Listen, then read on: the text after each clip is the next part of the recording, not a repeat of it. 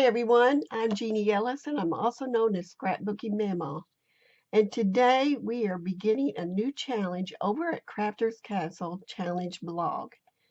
You'll find links below in the description box for the challenge blog and also for our sponsor.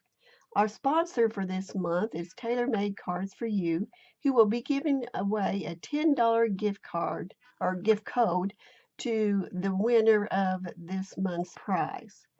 So be sure you check out each of the videos and make your comments, and maybe you'll be drawn as the winner. You never know. Now for this month, the kit that I'm using is called Vintage Valentine Passport Kit, and I absolutely love it. And as you can see, I have the papers here. Yeah, here we go.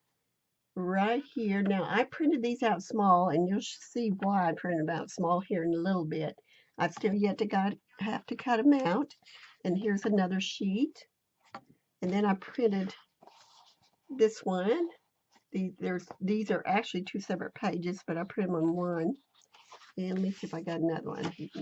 That looks like it. Yeah, that's it. There's two different ones here, and I did print an extra one of these just in case I might need it. So I am going to cut these out, and I'll be right back to show you what I'm working on. Okay, I have cut out all the ephemera, the papers, and I am going to be decorating this little box here that was gifted to me by a friend. And I'm going to go ahead and use espresso to dress the edges on this. So I'm going to go ahead and do that. And I colored or painted it with acrylic white paint because I didn't have any gesso, and I thought, you know, acrylic works pretty good too as a background. I just used 2 coats on it. And then I did partial painting on the inside. So I'm going to distress it.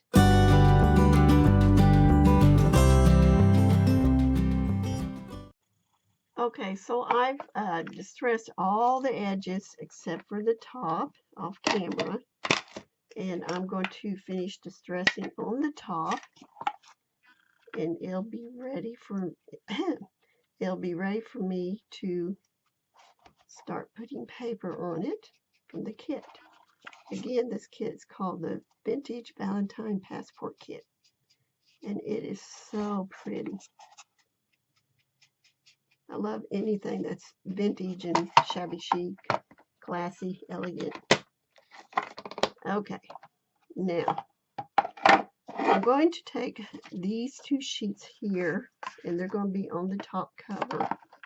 I gotta make sure I got the right direction. And I'm thinking about double layering that.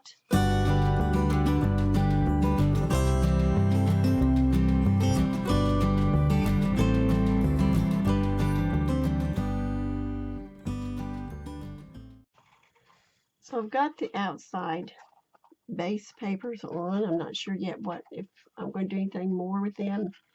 I haven't decided yet, but I've cut out this piece of paper here for the top because I thought opening it up would give it more prominence. And then I've got this piece here, and it's small, and I'm thinking about taking this sheet that has 4 pieces with it. I'm going to cut it down the middle. Set that aside for now. Let's see what we got going here. I really don't want a whole lot of my white showing. So, not on the bottom anyway. I'm going to do a tear collage type method here. So I'm just going to tear it.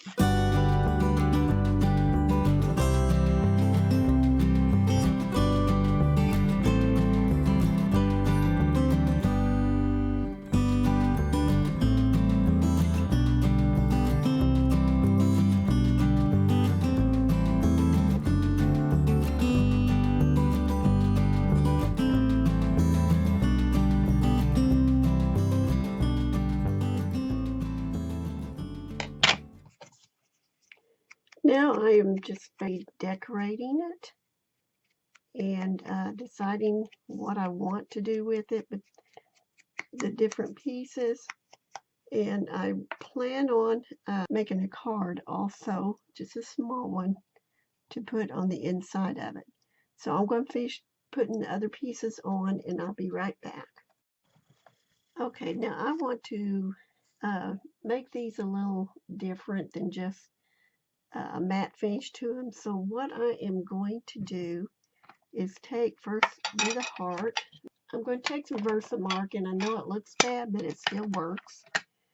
And I'm going to just simply press this piece into the Versamark, making sure I get full coverage of it. And then I'm going to sprinkle some a thick embossing powder, a clear one.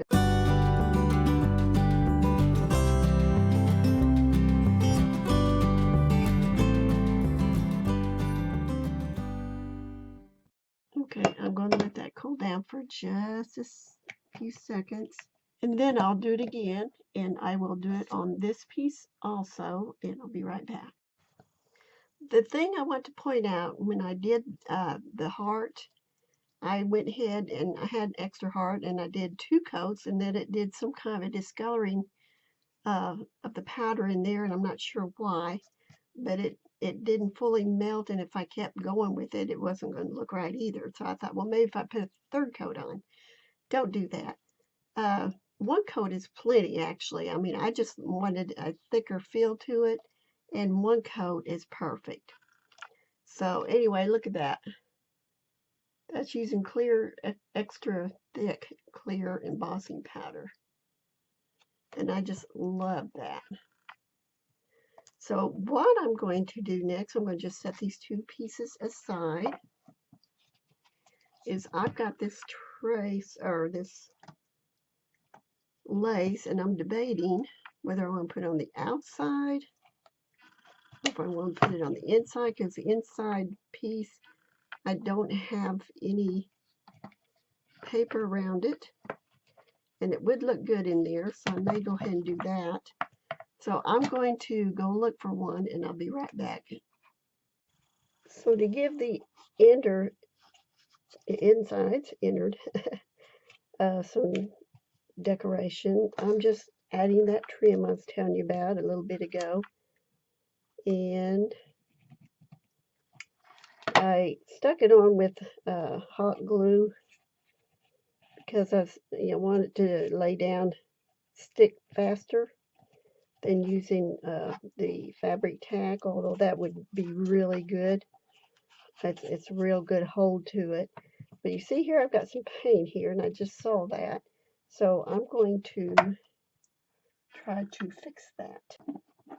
Okay, so I hot glued the ribbon lace into the inside, and I really like it. It gives it a more finished look to it.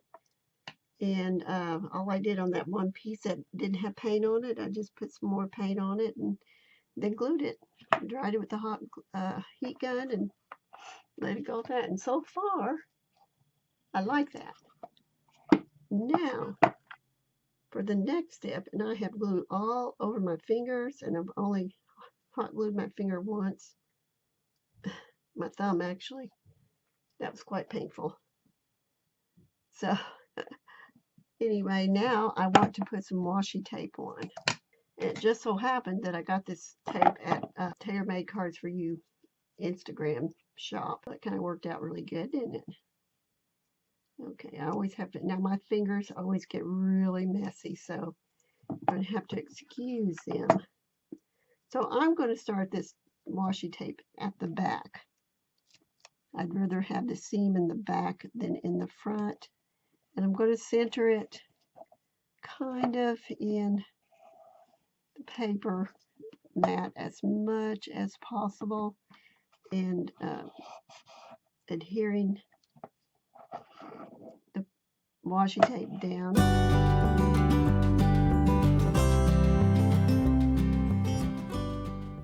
So the next thing I want to do is take this piece right here, and I want to adhere it to the front.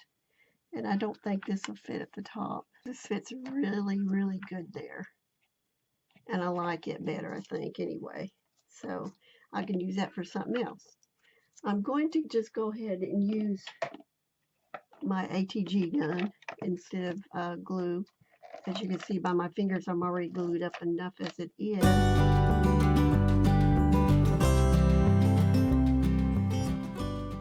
All right, now for the next step. Okay, I've got this glitter glaze, it's called. And this one is actually called Home for the Holidays. And I tested it on this piece here to see if it would look pretty. And you may not be able to see it well there. There we go. But it's got a good glittery glaze to it. And I really like it. And so I thought, you know, I'm going to use this at the top, on the top of the box. And I don't want it to be a real thick coat. And I was going to use a different brush, but it's not in here. It's in another room. And I am going to put it all, all over the top of the box.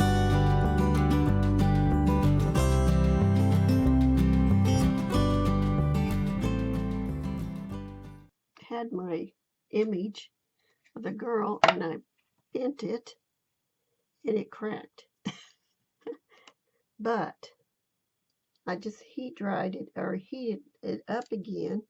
And even though you can see a little bend there, it's not cracked. So that's good. I was like, no. So be careful because it is like kind of like glass almost.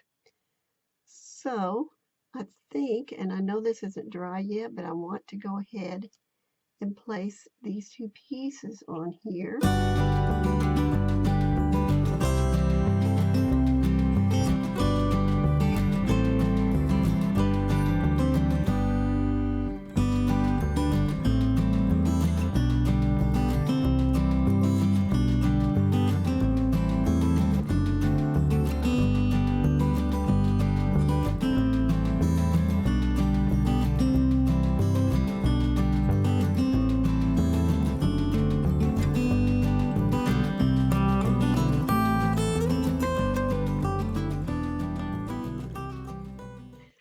Okay, while that's drying, I'm going to work on something else. And I am going to take the other half of that paper that I cut a while ago, make a little card for the inside of the box.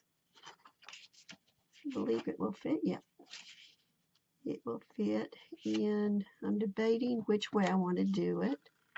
I think this is very, very pretty that way. If I put this on it, it changes the look of it. And I actually do like this piece on it much better.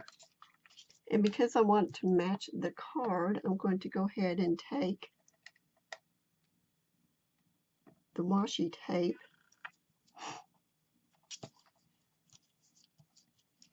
and I'm just going to decorate the card with the washi tape.